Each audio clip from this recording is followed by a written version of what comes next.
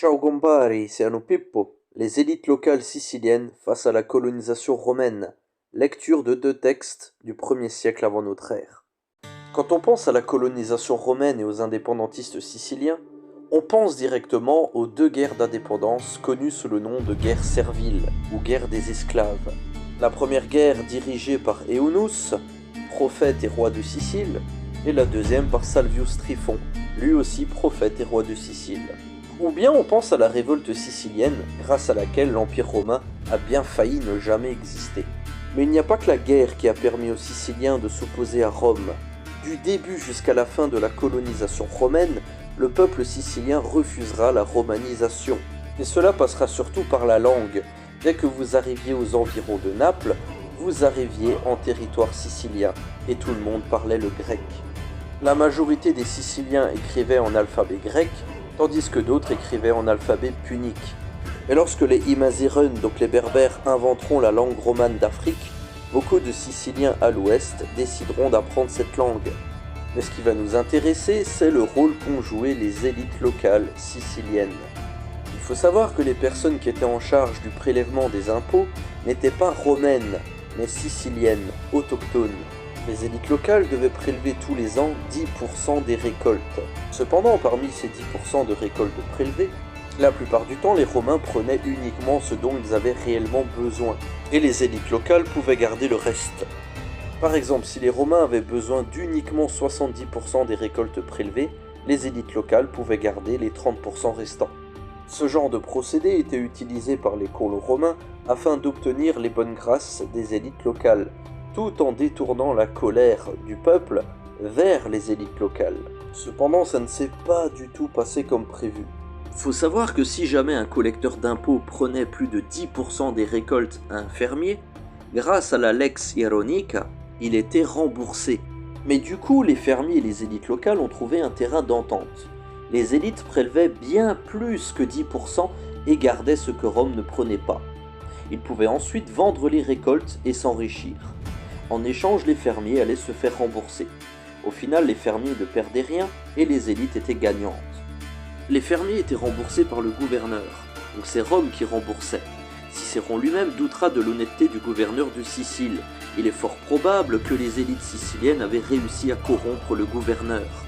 Les élites siciliennes partageaient leurs gains avec le gouverneur de Sicile. Les élites locales faisaient partie des rares Siciliens à avoir obtenu la citoyenneté romaine. La Sicile comptait environ 1 million d'habitants et seuls 10 000 avaient obtenu la citoyenneté. Les autres étaient esclaves, 990 000 esclaves. A noter que parmi ces 10 000 citoyens, il n'y avait pas que des autochtones, mais surtout des colons romains. Quand j'ai lu Nouveau regard sur les élites locales de la Sicile républicaine, par Jonathan Prague, je me suis demandé en quoi ça arrangeait vraiment le peuple sicilien que les élites s'enrichissent. C'était pas logique. Puis j'ai trouvé mes réponses en lisant une inscription sicilienne déconcertante par Laurent Dubois. En réalité, les élites utilisaient leur argent pour développer les cités siciliennes. Alors que les Romains voulaient romaniser la Sicile, les Siciliens construisaient davantage de bâtiments, de théâtres, de temples, etc., de culture hellénique. Tandis que les Romains voulaient appauvrir la Sicile, les élites romaines voulaient au contraire enrichir la Sicile. Et lorsque Cicéron prendra la défense de la Sicile, demandant à ce que cesse le pillage des temples siciliens, les élites décidèrent de faire des dons aux temples. On peut dire que c'était un peu comme des banques. Les Romains n'avaient pas accès aux richesses des élites siciliennes. Tout ceci avait pour but de préparer l'indépendance. Les Romains voulaient appauvrir la Sicile pour la rendre économiquement dépendante de Rome, empêchant alors toute indépendance. Mais les élites siciliennes avaient compris que si la Sicile obtenait son indépendance, il était nécessaire d'empêcher le plus possible cet appauvrissement, en Sicile mais également en dehors de la Sicile.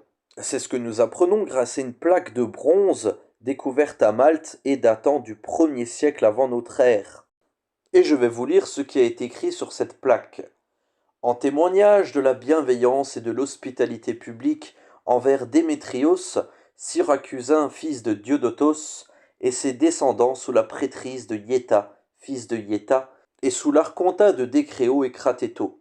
étant donné que Démétrios, syracusain, fils de Diodotos, a toujours été bien disposé et a souvent été auteur de bien à nos affaires publiques, et à chacun de nos citoyens, il a plu au Sénat et au peuple des Maltais qu'il soit arrêté que Démétrios, syracusain, fils de Diodotos, soit déclaré évergète, peuple des Maltais, et qu'il ait droit d'hospitalité, lui et ses descendants, vu sa probité et la bienveillance qu'il a toujours montrée envers notre peuple, et que ce privilège d'hospitalité publique soit gravé sur 2 tables de bronze, pour en donner copie à Démétrios syracusain, fils de Diodotos. Pour celles et ceux qui ne le sauraient pas, un évergète, c'était un riche notable qui finançait par ses dons les dépenses publiques.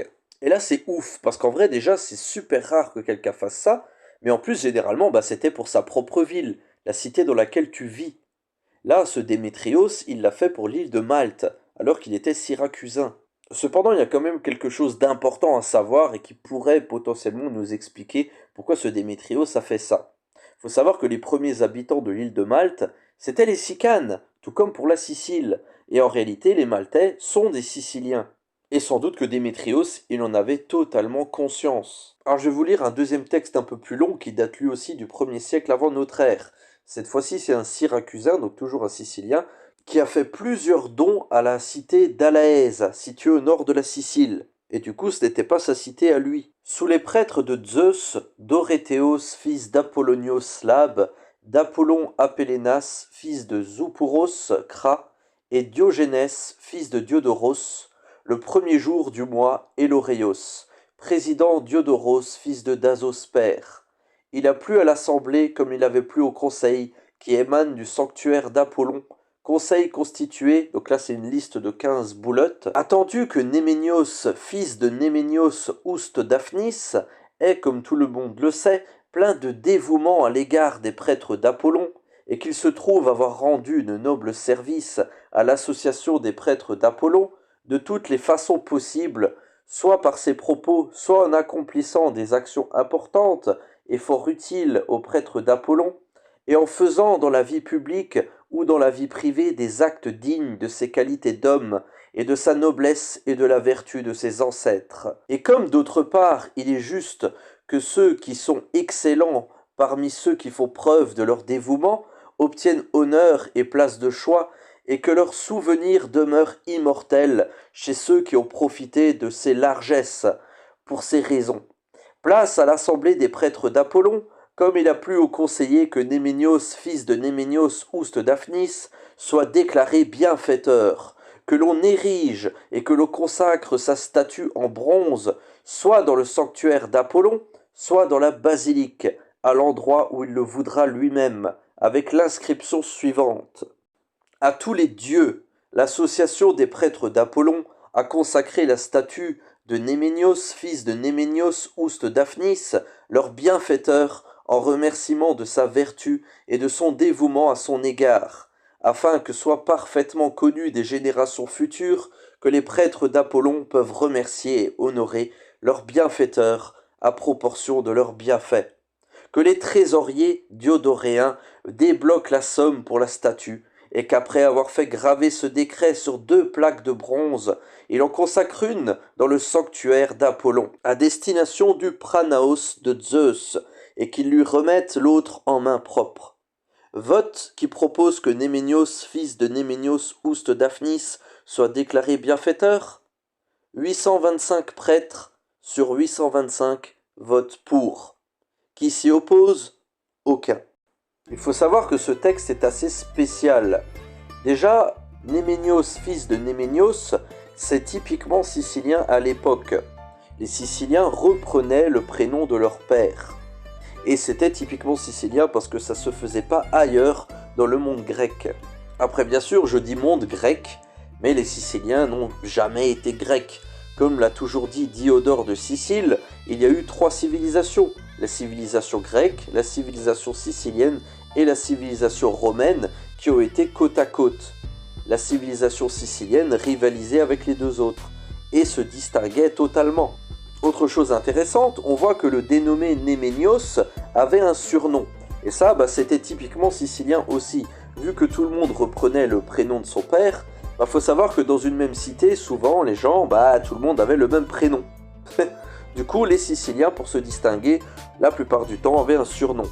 D'ailleurs, son surnom est très intéressant, puisqu'il y a la mention du dieu Daphnis, qui est un dieu sicane, donc typiquement sicilien.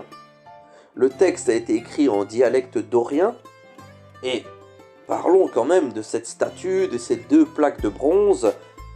Je sais pas qu'est-ce qu'il a fait pour cette cité, mais il a dû faire beaucoup, parce qu'on l'a vraiment bien remercié.